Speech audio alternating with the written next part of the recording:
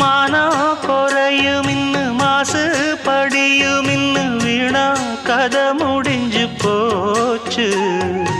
ஈசான மூலையில லேசான பள்ளி சத்தம் மாமன் பேர சொல்லி பேசுது. ஆறாத சோகந்தன்ன தீராம சேர்த்து வச்சு ஊரும் சேர்ந்து என்ன ஏசுது.